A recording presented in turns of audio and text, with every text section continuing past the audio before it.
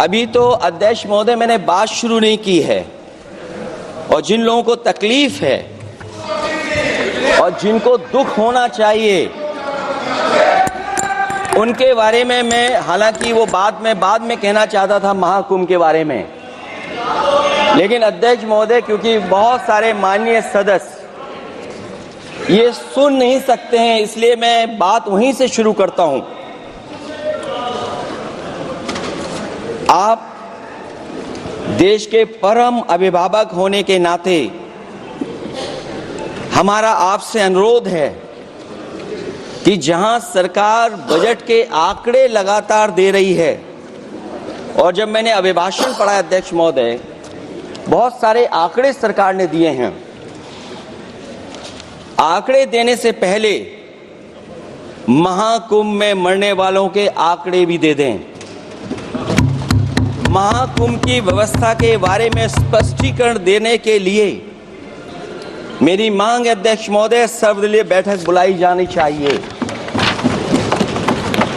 महाकुंभ आपदा प्रबंधन व खोया पाया केंद्र की जिम्मेदारी सेना को दी जाए।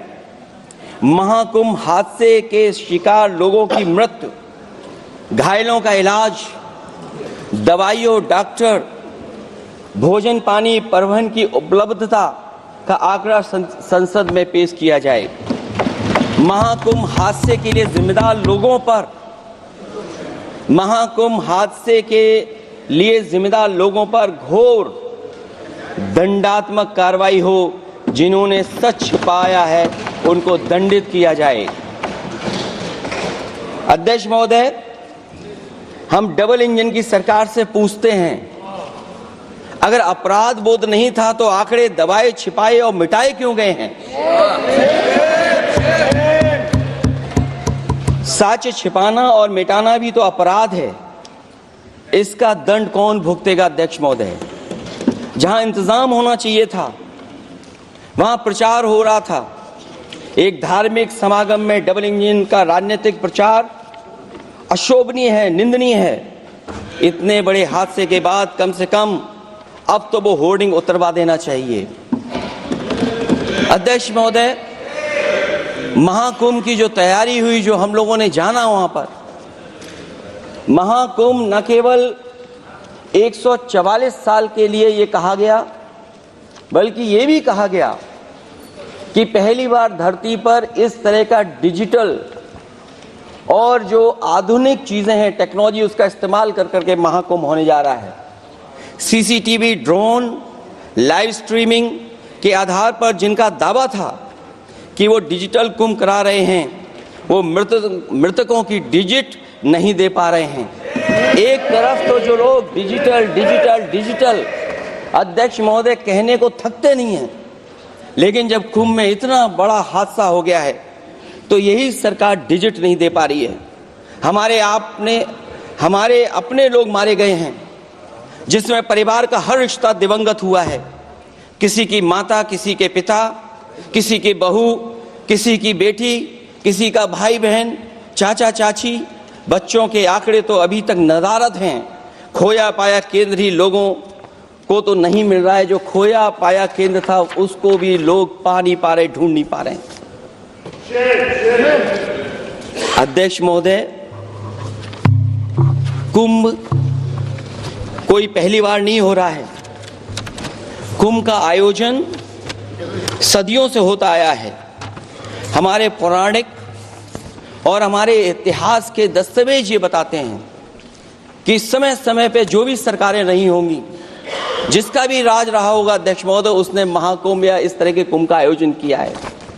एक तरफ तो वो कि जो 144 साल बाद महाकुंभ होने जा रहा है, उसका इतना प्रचार किया, और मैंने तो कई टीवी इंटरव्यूज में, कई समाचार चैनलों पर ये बात सुनने में आई और सुनते रहे हम लोग कि सरकार ने 100 करोड़ लोगों के आने का इंतजाम किया है। और अगर 100 करोड़, अध्यक्ष महोदय, अगर ये बात गलत है तो मैं रिजाइन आपको देना चाहता हूं। अगर अध्यक्ष महोदय, ये माननीय सदस्य लोग अगर ये नहीं सुन पा रहे हैं तो मैं इनको एक एक को, आप नहीं गए स्नान करने, आप स्नान करने नहीं गए, इसीलिए इस तरह की भाषा का इस्तेमाल कर रहे हैं। अध्यक्ष महोदय, ये कहा गया कि 144 वर्ष के बाद ये हो रहा है।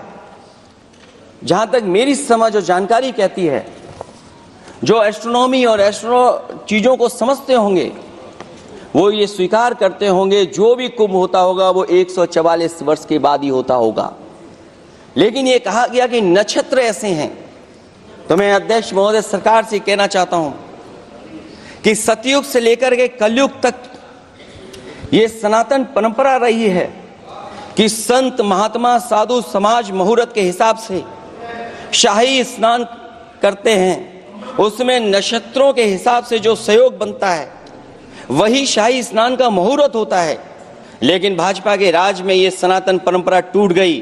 पहले सरकार ने संत समाज को शाही स्नान रद्द करने का आदेश दिया, जिससे अनादिकाल की सनातन परंपरा टूटी। और फिर जब देश भर ने ये बात उठी, देश भर में ये बात उठी, तो उन्होंने हादसे को छिपाकर फिर से आदेश दिया कि अखाड़े शाही स्नान करने जाएं।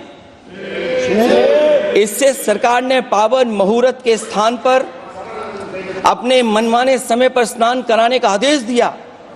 बात उस दिन या तिथि की नहीं होती है, बल्कि निश्चित मुहूर्त काल की होती है। ये सनातन परंपरा तोड़कर इन लोगों ने अच्छा नहीं किया। और ये क्या परंपरा टूटी है कि नहीं टूटी है, मैं समझता हूं अध्यक्ष महोदय मुझसे बेहतर सामने वाले ज्यादा जानते होंगे इसके बारे में। और जो लोग अध्यक्ष महोदय, जो हम लोगों ने देखा वहां पर लोग पुण्य कमाने आए थे और अपनों के शव लेकर के गए हैं। चमत्कारी करिश्मा तो ये हुआ है, श्रद्धालुओं के शव मिल गए थे, पर सरकार स्नान करने वाले मरने वालों की बात स्वीकार नहीं कर रही थी। और इससे ऊपर ये बात जो वहां पर और हुई, अध्यक्ष महोदय, जब ये जानकारी हो गई कि कुछ लोगों की जान चली गई, लाशें हैं जो मोर्चरी में पड़ी हैं, अस्पताल में पड़ी हैं, उसके बाद सोचिए सरकार क्या कर रही है। अपने सरकारी हेलीकॉप्टर में फूल भर करके फूलों को डालने का काम किया। सोचिए ये हमारी कहां की सनातन और सनातनी परंपरा है। मैं जानना चाहूंगा सदन के माध्यम से हमारे माननीय सदस्य बताएं कि जहां लाशें पड़ी रही हों, न जाने कितनी चप्पलें पड़ी थीं, न जाने कितनी चप्पलें पड़ी थीं, न जाने कितने कपड़े पड़े थे, महिलाओं की साड़ियां थी, कपड़े थे, लेकिन उनको कैसे उठाया गया? उन सबको उठाया गया जेसीबी मशीन से, ट्रैक्टर की ट्रॉली से। उनसे उठा करके कहां फेंका कोई नहीं जानता, लेकिन जब उनको लगा कि वहां से बदबू आ रही है तो यही सरकार के लोग छिपाने लगे हैं। यही आपका महाकुंभ का आयोजन था। और हर बात को छिपाने के लिए न केवल ये लोग मीडिया का सहारा ले रहे हैं, मीडिया का सहारा लेते लेते सुनने में आया है कुछ दबाव और कुछ स्वीटनर भी दिए जा रहे हैं जिससे उनकी खबरें बाहर ना आ जाएं। और अगर अध्यक्ष मोदी ये बात सब गलत है मेरी, अगर ये बात सब गलत मैं कह रहा हूं, तो अभी तो नेता सदन को अभी भाषण देना है। और मैं ये बात और कहना चाहता हूं, आप अपने तरफ से जानकारी कर लीजिएगा। हमारे उत्तर प्रदेश के मुख्यमंत्री जी ने शोक नहीं प्रकट किया था। जब देश की राष्ट्रपति और प्रधानमंत्री जी ने शोक प्रकट किया, उसके बाद 17 घंटे बाद सरकार ने स्वीकार किया। अध्यक्ष मोदी, ये वो लोग हैं जो आज भी कोई सच्चाई स्वीकार नहीं कर सकते। इनका रास्ता क्या है मैं नहीं जानता हूं, कहां ले जाना चाहते हैं। लेकिन जब अध्यक्ष महोदय मैंने अभिभाषण पढ़ा है राष्ट्रपति महोदया का, तो वही पुरानी बातें कि 12 करोड़ शौचालय बन गए हैं, 10 करोड़ गैस कनेक्शन हो गए हैं, 80 करोड़ लोगों को राशन दिया जा रहा है, 25 करोड़ लोगों को मिडिल क्लास में शामिल कर दिया गया, न्यू मिडिल क्लास में शामिल कर दिया गया। 80 और 85 को अगर हम जोड़ दें अध्यक्ष महोदय 105 करोड़ हो गए। बच्चों को और जोड़ दें तो सरकार अध्यक्ष महोदय किसके लिए काम कर रही है, किसके लिए काम कर रही है? अगर 80 को राशन दें, 25 को न्यू मिडिल क्लास में जोड़ दें, 105 करोड़ हो गए। और जो बाकी बचे हैं हमारे देश की आबादी जिसको 140 करोड़ बता रहे हैं, उसमें कम से कम बच्चे कुछ तो संख्या होगी, आधी आबादी की संख्या होगी। अगर उसको हम बाहर निकालें तो आगे आज सरकार किसके लिए काम कर रही है? वही बात पुरानी सुनने को मिलती है कि राष्ट्रीय मिलिट्री स्कूल बन गए हैं, राष्ट्रीय मिलिट्री स्कूल जिनमें बालिकाओं की भर्ती शुरू हो गई है। अध्यक्ष महोदय ये एक बता दें जो नया इन्होंने 10 साल के अंदर राष्ट्रीय मिलिट्री स्कूल खोला हो। और कंफ्यूज मत होना, राष्ट्रीय मिलिट्री स्कूल कौन से होते हैं, सैनिक स्कूल कौन से होते हैं, ये कंफ्यूज मत होना। 10 साल में सोचिए अध्यक्ष महोदय, एक भी नया राष्ट्रीय मिलिट्री स्कूल नहीं खोला है। अगर खोला हो तो सरकार जरूर बताए।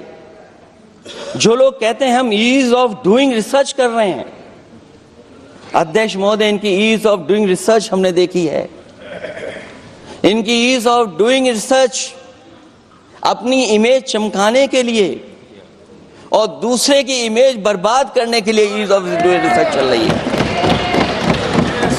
ईज ऑफ डूइंग बिजनेस, मैं देखता हूं जहां कहीं भी इन्वेस्टमेंट मीट होती है, देश के सभी मंत्री वहां पहुंच जाते हैं, सरकार के मुखिया भी जाते हैं वहां।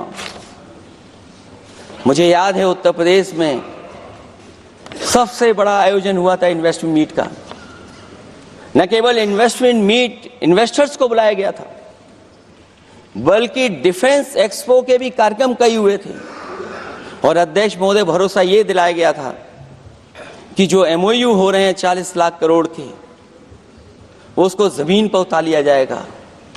मैं इन्हीं डबल इंजन की सरकार से जानना चाहता हूं कि जो 40 लाख करोड़ के MOU हुए उसमें कितना जमीन पर ये सरकार उतार पाई है।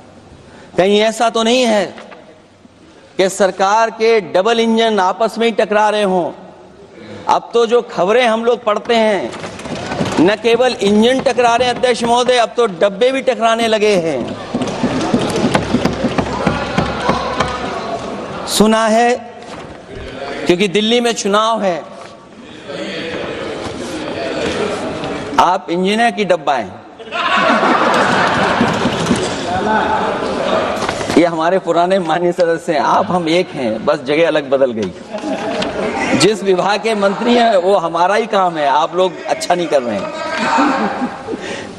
अध्यक्ष महोदय, दिल्ली का चुनाव है तो मैंने राष्ट्रपति जी के अभिभाषण में सुना कि यहां पर मेट्रो की जो दूरी है वो दुगनी कर दी गई है, पटरी दुगनी कर दी गई है, एक्सपेंशन हो गया है इतना।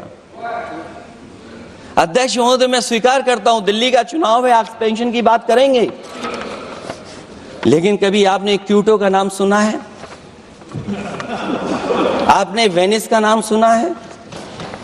मैं अध्यक्ष महोदय आपके माध्यम से, जिसको क्यूटो बनाने के लिए सपना देखा गया था, 10 साल पूरे हो गए हैं, अभी तक वहां पर मेट्रो की शुरुआत नहीं कर पाए हैं। और अध्यक्ष महोदय मैं ये बात इसलिए कह रहा हूं, अध्यक्ष महोदय मैं इसलिए बात कह रहा हूं कि जिस समय समाजवादी सरकार थी, जितनी भी मेट्रो आज यूपी में चल रही हैं, सब की सब समाजवादियों की देन है, एक भी आपकी देन नहीं है। और इस समय पर मैं याद करना चाहता हूं, उस समय देश के प्रधानमंत्री मनमोहन सिंह जी को जब मैं पहली बार मुख्यमंत्री बनकर के उनसे मिलने गया था, मैं बहुत सारे उनके काम उत्तर प्रदेश के लेकर के गया था।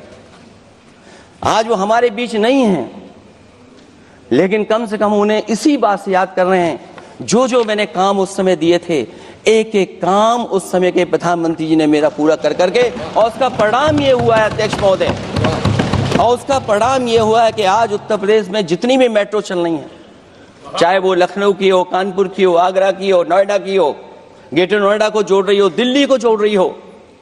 और अध्यक्ष महोदय, जिस समय उद्घाटन हुआ था दिल्ली से नोएडा को जोड़ने वाली मेट्रो का, उस समय देश के प्रधानमंत्री एक विदेश के बहुत बड़े उनके साथ बैठ करके गए थे उद्घाटन करने। वो अगर किसी ने काम किया था पूरा, तो नोएडा अथॉरिटी और समाजवादी सरकार ने, उसमें आपकी देन कोई नहीं थी। ये बात मैं मेट्रो की इसलिए कर रहा हूं कि जो लोग दिल्ली में मेट्रो बना रहे हैं, वो बनारस में मेट्रो क्यों नहीं बना पा रहे हैं?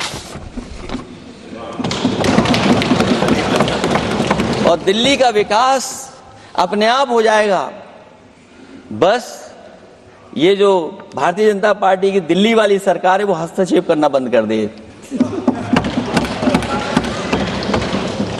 अध्यक्ष महोदय, रिवर लिंकिंग का कार्यक्रम कुछ दिन पहले प्रधानमंत्री जी ने किया। अध्यक्ष महोदय, मैं आपके माध्यम से, जहां किसानों के लिए एक नई चीज आ रही है, जिससे कि न केवल उनकी खेती बाड़ी बल्कि बहुत सा सुधार दिखाई देगा।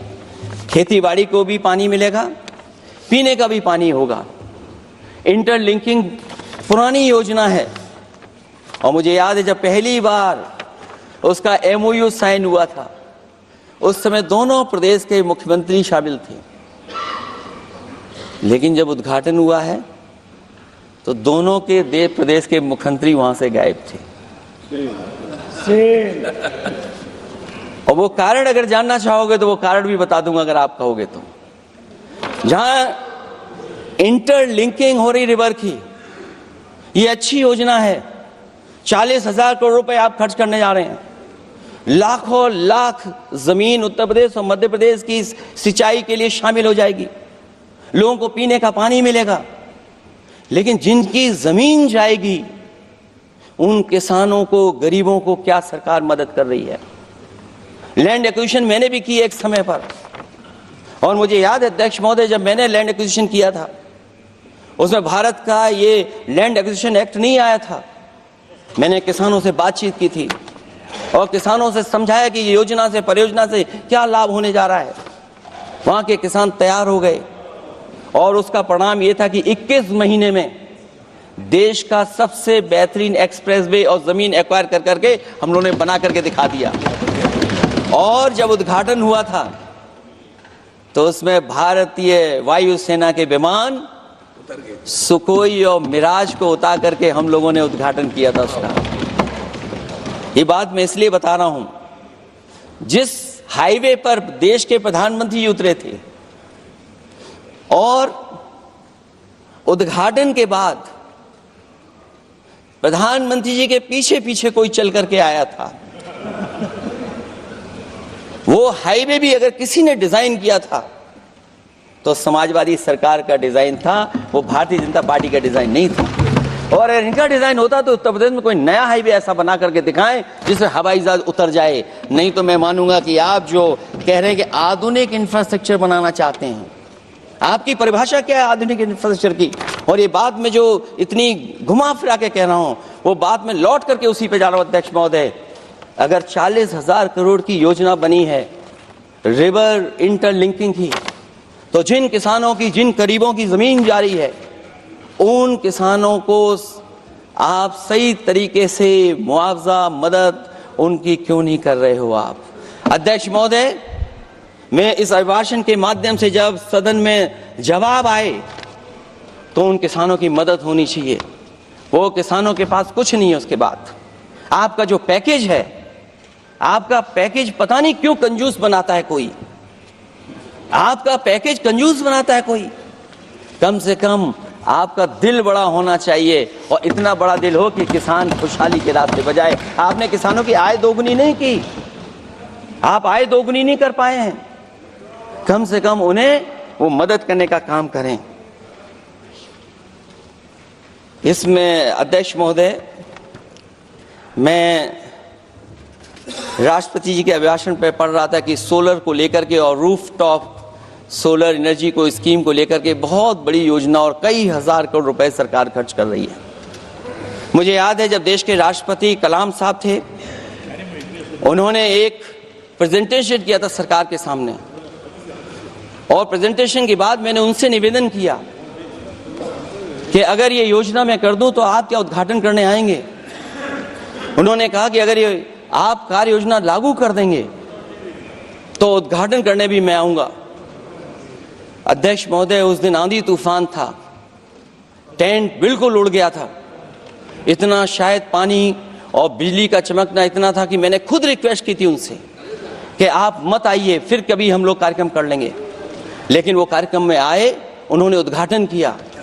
और अध्यक्ष महोदय, जो लोग कह रहे हैं 40,000 करोड़ की रूफटॉप स्कीम लाए सोलर की, जो मिनी ग्रिड बना करके पूरे के पूरे गांव को हम लोगों ने फ्री बिजली दी थी।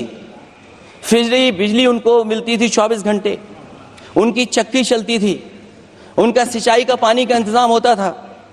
जब तक समाजवादी सरकार रही तब तक वो योजना चलती रही, और जैसे ही समाजवादी सरकार गई, इन्हीं के लोगों ने उसका मेंटेनेंस रोक दिया। न केवल उस गांव का जिसका राष्ट्रपति रहे उन्होंने उद्घाटन किया, बल्कि और जितनी भी सोलर की स्कीम चल रही थी, लोहिया आवास में जहां सोलर स्कीम के माध्यम से हम लोग गरीब को सोलर पैनल के माध्यम से उनको बिजली दे रहे थे, फ्री बिजली, उन सब योजनाओं को इन्होंने बंद करने का काम किया है। सोचिए, ये वो लोग हैं जो इंफ्रास्ट्रक्चर बनाना चाहते हैं। अध्यक्ष महोदय, चीन के सवाल को लेकर के कांग्रेस पार्टी के भी कुछ विचार हैं, हमारे भारतीय जनता पार्टी के लोगों के भी विचार हैं। सच्चाई ये सदन और ये देश भी जानता है, एक समय पर हम लोगों ने बहुत लाखों लाख किलोमीटर की जमीन, लाखों लाख एकड़ की जमीन हम लोगों ने खोई, और अब उसी रास्ते पर भारतीय जनता पार्टी चल रही है। अध्यक्ष महोदय, सवाल यह है, जमीन खोने के साथ साथ भारतीय जनता पार्टी स्वीकार नहीं कर रही है कि जमीन चीन ने कब्जा की है। और ये बात अगर हम लोग कह रहे हैं तो जो अखबारों में खबरें निकलती हैं, टीवी पे कभी कभी खबरें आती हैं, अध्यक्ष महोदय सरकार को कहिए कि ऐसे चैनल, ऐसे अखबारों पे एफआईआर लिखा कर उन्हें जेल भेज दो। क्योंकि कुंभ की जो खबर चलाना चाहते थे, कुंभ की जो खबर देना चाहते थे, उन कुछ साथियों पे आपने एफआईआर लिखा दी है।